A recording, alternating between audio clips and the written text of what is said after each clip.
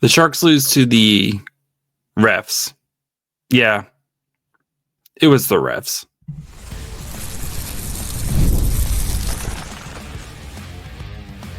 You're Locked On Sharks, your daily podcast on the San Jose Sharks, part of the Locked On Podcast Network, your team every day. Hello, welcome to Locked On Sharks, the premier hockey podcast covering your favorite team in the Bay Area. My name is JD Young, caretaker at the Reef, also the co-host of Locked On NHL's Tuesdays shows with Seth. Do want to thank you guys for making Locked On Sharks your first listen, probably part of the Locked On Network. We cover your team every day. If you want to be an everydayer, all you have to do is just follow wherever you get podcasts, or you can watch on YouTube as well. And today we're discussing the ref show that was Saturday night as the Sharks lose 4-3 to the Utah Ref Club. We're also going to dig into the numbers of the game, talk about Macklin Celebrini kind of getting roughed up a little bit, and check in on the Barracuda as they just finished up their weekend series. So before we get to all that, do want to let you guys know today's episode is brought to you by Game Time. Download the Game Time app, create an account, and use code LOCKEDONNHL for $20 off your first purchase. I typically do not complain about the refs because most of the time it's little things here and there, and throughout a very long 82 game season, it tends to balance out where the Sharks won't get calls one night, and one night they'll get calls that they probably deserved, and et cetera, et cetera. And again, over an 82 game season, like, these things tend to even out. But what happened on Saturday night was inexcusable. It was atrocious by the ref. The officiating in that game was atrocious. The amount of just one. We'll start with from the just missed calls of Celebrini getting boarded, clear as day boarded. No call. Right in front of the ref. High sticks. Eklund getting a high stick to the face. Just insane amount of missed calls from the refs, while at the same time you were calling every ticky-tack stick infraction by the Sharks. Utah ended up getting 6 power plays to the Sharks 3. And again, there's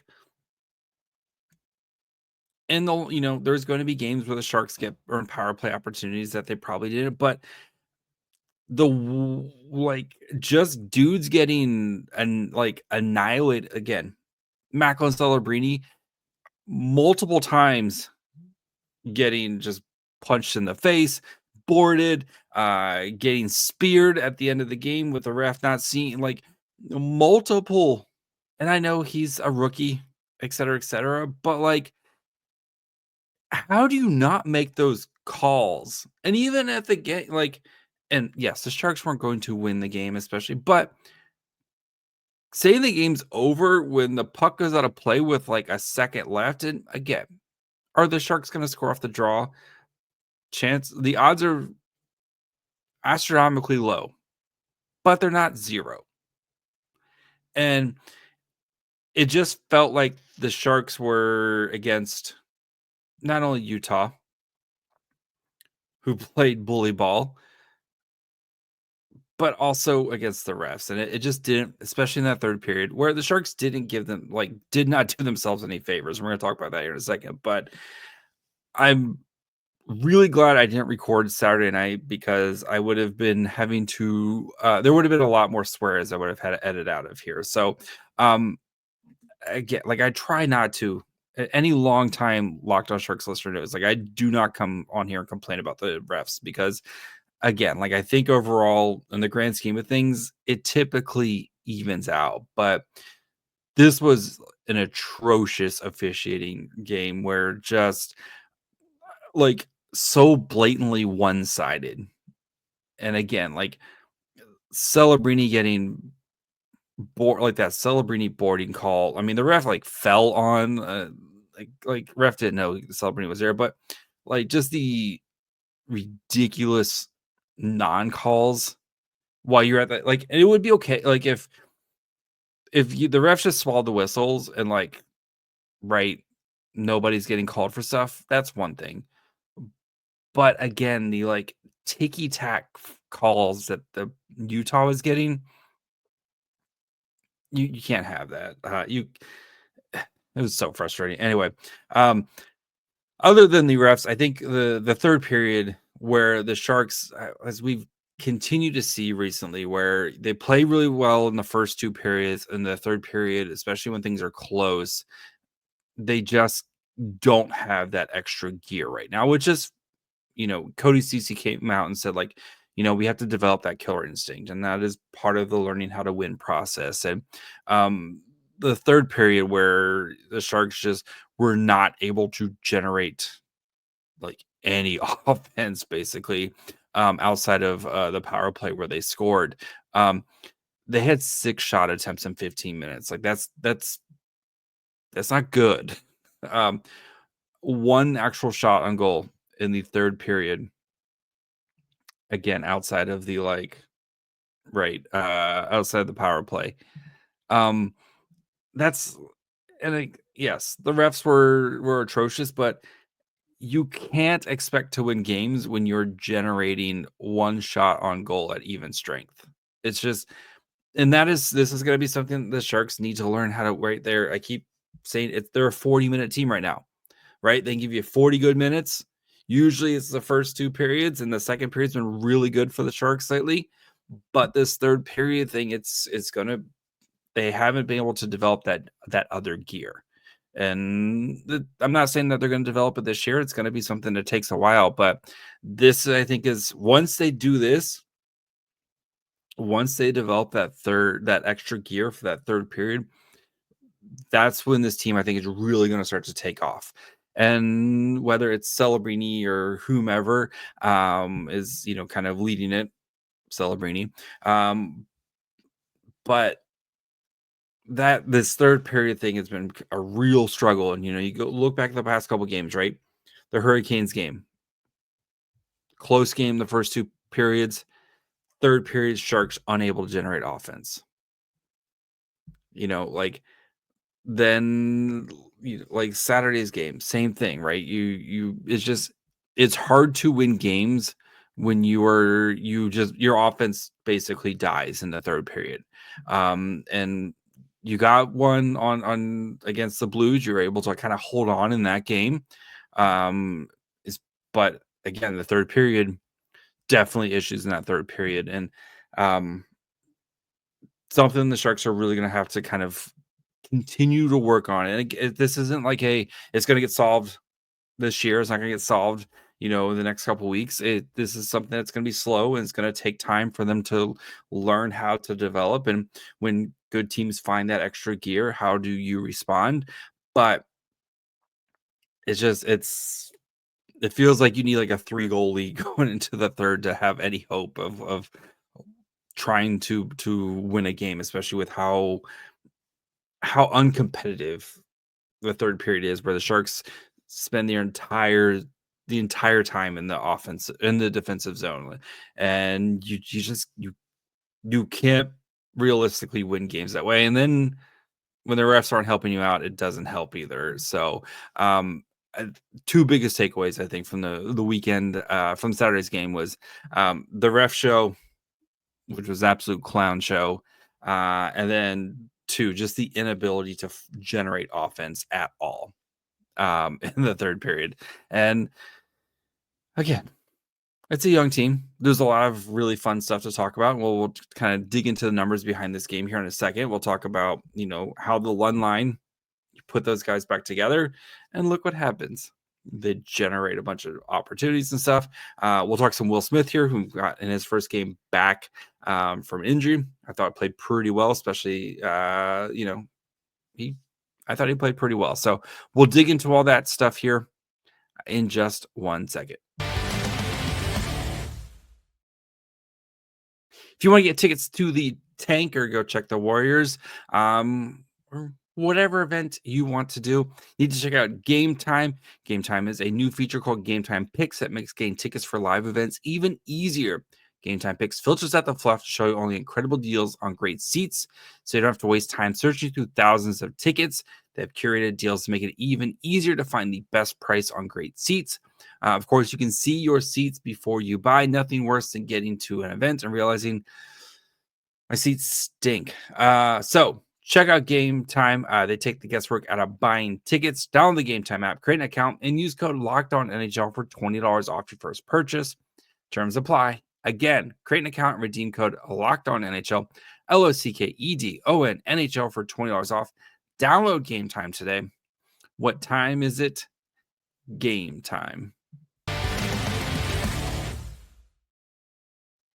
All right, and before we continue, do want to, of course, let you guys know about Locked On Fantasy Hockey. If your fantasy hockey team needs some help, they got you covered there. You can find out who to drop, who to pick up, who to trade for, who to start, all that good stuff over at Locked On Fantasy Hockey. Or check out one of the other shows here in the Bay Area. You got Locked On Warriors, Locked On Niners, Locked On A's, Locked On Giants. Plenty of great stuff here at the Locked On Network where we cover your team every day. All right, let's dig into the numbers of this game. Like I said, third period, ugly for the Sharks, but overall, like the first two periods, not too bad, as kind of per usual for San Jose. 42 minutes of almost 43 minutes of 5v5, 57 to 34 shot attempts in favor of Utah. And again, that third period really, changed it. So where they had 25 shot attempts in the third period compared to the Sharks 6. Actual shots 30 to 13 at 5-on-5, scoring chances 30 to 14 at 5-on-5. All these are all in favor of Utah. 9 to 5 high danger chances, 2.43 to 1.53 expected goals for. And like again, first period, like 13 to 19 shot attempts. Okay. Like first game home takes a little bit, usually, especially after a long trip, takes a little bit to kind of get back in the groove of it. But second period, 15 to 13 shot attempts, favor of the Sharks. 7 to 7 actual shots, 7 to 6 scoring chances, like 0.82 to 0.59 expected goals for. Like that second period, the Sharks have really found their groove in that second period. But whatever adjustments happen in the third period, the Sharks just aren't able to kind of keep up with it right now. So lines are a little bit of a mess because we had some messy lines with Fabian Zetterlund originally starting on the fourth line and then getting moved up back to the Granlund line here. We'll talk about that here in just a second. But Toffoli, Celebrini, Kovalenko, 901, 5-on-5, 10 to 6 shot attempts, 6 to 3 actual shots, 0.44 to 0.42 expected goals for. 5 to 3 scoring chances, 3 to 1 high danger chances. That line's working really well right now, and Celebrini is a big reason for it. But I think Kovalenko really kind of fits into what that line wants to be and what they're kind of looking to do. Kovalenko with another assist on the power play, absolute beautiful pass on the power play there. But like, again, he's just kind of being that forechecking monster, gonna go get the puck, and showing plenty of playmaking ability as well. Like, this, I know it's 3 games for Kovalenko, not really counting the first one where he literally like got off the plane and, and showed up the arena. But like you're seeing why the Sharks coveted his talents. He provides, I think he really provides that, like, again, that kind of third liner mentality, but with actual skill, right? I think Kovalenko does a lot of that type of stuff that you'd want to put next to Celebrini. So Will Smith, Alex Wenberg, and Barclay Goodrow played 7-12, 5-on-5, 7 to 10 actual shot attempts, 2 to 6 actual shots. Had a goal, gave up a goal as well. 0.13 to 0.32 expected goals for. 2 to 4 scoring chances, 0 to 1 high danger chances. Will Smith, I thought, especially as the game went on, really, and again with Smith, right? You're not going to see what Celebrini's doing, but you see those flashes. And he had a couple shifts where it was just just keep feeding Smith the puck because he was getting quality shots, especially late in the third when the Sharks were kind of trying to make a bit of a push here. He was getting some really quality shots, making some really nice passes. I think this third line, like, I'm going to give Smith a game or two to kind of get back into the rhythm, but I thought, especially as the game went on, he was looking much, much better in the game, and that's what you want to see again, right? You want to see these flashes, you want to see him kind of have these little moments here and there, and I thought Smith had some of those moments. So Eklund, Granlund, Zetterlund played 628, 5-on-5, 8 to 10 shot attempts, 3 to 7 actual shots, had a goal, 0.42 to 0.17 expected goals, 4 to 5 scoring chances, 1 to 2 high danger chances. This line didn't start together, but Zetterlund, who started on the fourth line, earned his way, and Zetterlund was flying around. One of Zetterlund's best games of the season, and Zetterlund's at his best when he's running around, taking a lot of shots and kind of making things happen. And started on the fourth line, and I think that we've seen the past couple of games, right? Eklund started on the fourth line, earned his opportunity back up. Zetterlund starting on the fourth line, earned his opportunity back up. Message received. I think both those guys have played well. Even on the Granlund goal, right? It was Eklund sealing off, winning a board battle, getting it to Zetterlund. Zetterlund trying to take a shot, bounces, and then it goes over to Granlund, and Granlund buries it on a bad angle attempt, but absolute just beautiful play by Zetterlund or by Granlund, by all three of them really. But can we leave the Lund line alone for a little bit? So before those are put back together, Eklund, Granlund, and Luke Cunnin played for about 4 minutes. 0 shot attempts, 7 shots on goal. 0 shot attempts, 7 shots allowed, 0 to 4 actual shots on goal, 0 expected goals, 4 to 0.27. Luke Cunnin, I thought was awful this game. 2 penalties, like 2 bad penalties. And again, the refs were very ticky-tacky, but like the holding penalty behind the net where he's like on the forecheck there and just doesn't even attempt to play the puck. He just goes straight for the man. I know Cunnin's had a much better season, but I don't think this was his best game. And can we just keep the lines like the celebrating line with Toffoli and Kovalenko? That's been great. The Lund line, great. If you want to tweak around the bottom 6 with Cunnin and Gaudreau and whoever you want to put on the wing with the Smith and Wenberg, okay. And like, I think Nico Sturm and Dellandrea have been great together as well. I really like Dellandrea's game. Like, if you want to keep those guys together and then, just Cunnin and like it's Cunnin and Gaudreau, just kind of flip them around. But yeah, can we keep them together? Just keep the lines together for a little bit here. So I think we don't want to get too cute. I get like keeping guys, right? Keep guys accountable. I understand that. Totally get that. Let's not get too cute here. And let's just like let these guys kind of play together. So as for the defensive pairs, pulling those up right now. So for the defensive pairs, we had Ruda Mukhamadullin. They were at little under 45%. Corsi 4, Wallman Ceci 37.93, Ferraro Liljegren 28%, Corsi 4. And again, like the third period really kind of heavily weights that. I really liked Mukhamadulin's game, though. You saw some of the flashes of like what makes Mukhamadullin so intriguing, especially in the offensive zone. He had a really nice kind of sneaky, like on the same shift, like a really nice sneaky pass. Then he gets the puck at the kind of does a little spin and kind of lose the guy and gets himself some space. That's what you want to see from Mukhamadullin. I thought he was also looked pretty decent in his own like zone, like positive steps from Mukhamadullin. So really liked Mukhamadulin's game as well. But again, the third period, I think so heavily skews just how poorly the Sharks offense played in the third period.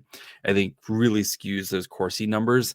So as for Vitek Vanacek, who was kind of under siege all night, especially in the third period, 36 saves on 40 shots, 4 goals against, expected goals against 3.34, 900 save percentage, 7 to 9 high danger shots, 7 of 9 high danger saves on 7 high danger saves on 9 high danger shots, 12 of 14 on mid danger, and 15 of 15 low danger. So, I think he's played solid the past 2 games. Kept the Sharks in it and win some big saves. None of the goals aren't really faulting, especially the 4-on-3 at the end of the game there. Not really faulting him for any of those. So I still think we're going to see the Gorgiev Vanacek kind of 100% split right now. So just buckle in, kids. Gorgiev Vanacek every other game. So that's going to be it for this game. Let's talk Barracuda because even though the Barracuda, they got 1 point out of the weekend, some big performances this weekend from the Barracuda. So we're going to dig into those here in just 1 second. Get ready to tackle the NFL action with FanDuel, America's #1 sportsbook, because right now, new customers can bet $5 and get $150 in bonus bets if you win. FanDuel Sportsbook app gives you everything you need to place live bets on the NFL all in one place. So you get the hunch in the middle of the game, check out latest stats, view live play-by-play, and so much more on the same page where you place your bets. Just visit FanDuel.com to join today. You'll get started $150 in bonus bets if you win your first $5 bet. That's FanDuel.com. Never waste a hunch. Make every moment more with FanDuel, the official sportsbook partner of the NFL. And did you know that Rocket Money can help you find any subscriptions you forgot about that you're paying for twice? That's definitely helped me out. A few subscriptions I didn't even realize I was still paying for, and Rocket Money made it so easy to track them all down. It's like having a personal assistant for your finances. Rocket Money is a personal finance app that helps you find and cancel your unwanted subscriptions, monitors your spending, helps lower your bills so you can grow your savings. It brings together everything together in one place. Whether it's your subscriptions, your spending habits, or even your goals that you want to hit this year, Rocket Money has over 5 million users, has saved a total of $500 million in cancellation subscriptions, saving members up to $740 a year when using all of the app's premium features. For me and my wife, she used it. She found out some subscriptions that we've been paying for that we didn't realize we were paying for, got those canceled, made it super easy. So cancel your unwanted subscriptions and reach your financial goals faster with Rocket Money. Go to rocketmoney.com/lockedon today. That's rocketmoney.com/lockedon. rocketmoney.com/lockedon. All right, let's finish up here by talking about the San Jose Barracuda, who dropped a stinker. Well, let's be honest, Saturday night, it was a stinker to the San Diego Gulls, and then lost in a shootout to the Ontario Reign. Did get a point out of it. They're still looking pretty good in the AHL standings right now in the Pacific. This team's still really good. You're not going to win every game. But I think, though, the big thing was there's some really good performances. They're still second in the Pacific.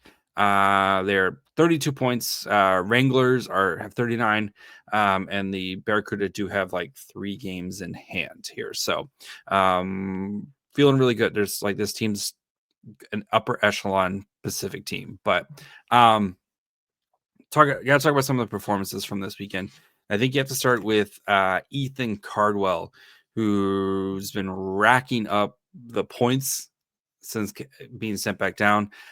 He had a couple assists on Saturday night. He had a goal and I think 2 assists, if I'm pulling that up right now. In tonight's loss, he's good, man. He's really good. Ethan Cardwell tonight. Yeah. Goal and 2 assists tonight for Ethan Cardwell. I really it's the same stuff that's going to make him an NHL player for a long time. It's the winning board battles, winning races. I'm not going to give up on this play that mentality of you can't give, like, just don't give up. Had a chance, and I swear it's every game he gets a shorthand opportunity, and had one tonight late in the third period. Sharks or Barracuda are killing a penalty with like 3 minutes left. He gets a shorthanded breakaway and just miss it, like just gets stopped. And Eric Portolo, who the goalie for the Reign, had a big night tonight. Was named the third star, but like Ethan Cardwell, man, he's really he's really good. He's gonna be really good. He's gonna be that perfect third line type of guy who's gonna kill penalty. I mean, we've already seen it with the Sharks, right? Put him on the penalty kill right away because he's really good at it. Him and Beasted, I swear, every time those guys, they at least once a game they get an opportunity shorthanded, just because that's how good they are. And this Barracuda penalty kill has been excellent. They're one of the best penalty kills in the league. Plus, you're getting opportunities to go like score and get offense on the penalty kill, which is you love to see. Love to see a nice power kill. I think also other guys who stood out, Thomas Bordelow has been really like I think he's really kind of ironed out some of the details in his game. And now you're starting to see some of the production as he has goals in back-to-back games. Bordelow had a goal and an assist tonight. Beautiful goal on and Ethan Cardwell to Scott Sabrin to Bordelow, who was able to tuck it home. Bordelow, I think he's going to be earning an opportunity. I think he's going to be earning a call up here soon, just because of the way he's been playing. If you get me a Bordelow, Wenberg, Smith line, let's have fun, kids. Like that sounds fun. But I think a little bit slow kind of coming out of the gates from this season because of the injury. But I think he's really kind of his game's rounding into form here over the past couple of weeks. And I think tonight was another strong performance from Thomas Bordelow. Also Lucas Carlson, who the Sharks / Barracuda signed this offseason, missed a good chunk at the beginning of the season because he was coming back from ACL injury. Another guy who's rounding into form here is he's got I think he's got points in 5 straight. Had a goal tonight on the power play, an absolute beautiful toe drag. Just Portello had no chance on that one. This defensive group is really good, and we talked about with Muka Madulin a couple weeks ago, like, why haven't you seen production from Muka Madulin? It's because they just have so many guys who can contribute, right? Luca Cagnoni, Lucas Carlson, Schultz, who's been more kind of the defensive defenseman, Jack Thompson. Like, there's just so many dudes on this blue line who can help you out, like put pucks on that, like whatever you need, that like they have a guy for it. And then like Joey Keane, who's played the last couple seasons in the K, like they're so stacked on the blue line, which is what you want to see. Especially if this team, the aspirations this Barracuda team has to make a deep playoff run, you're going to need all of these guys at some point or another to contribute. And right now, Lucas Carlson's really finding his stride and kind of finding where he kind of fits in. And that's, again, we love to see it. So,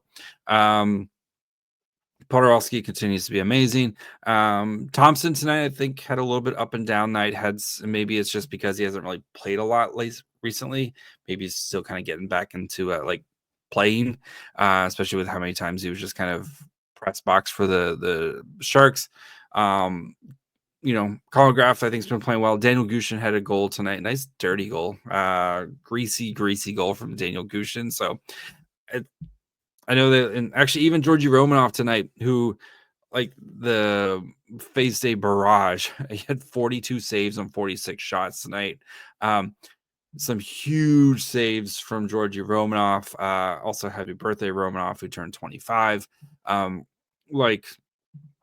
really love Romanov. I think if he's your third goalie in your system, you're gonna be feeling pretty good about kind of the direction of your team and where you're at. So, happy birthday to Romanov. I thought he had a monster game tonight for the Barracuda, and probably deserved a little bit. Probably deserved the win with kind of, especially in the first period where the Barracuda really struggled to kind of get their game going. But I thought Romanov was excellent tonight, despite giving up the 4 goals. So that's gonna be it for me today. We'll be back tomorrow. So make sure you're following wherever you get podcasts, and of course you can watch on YouTube as well.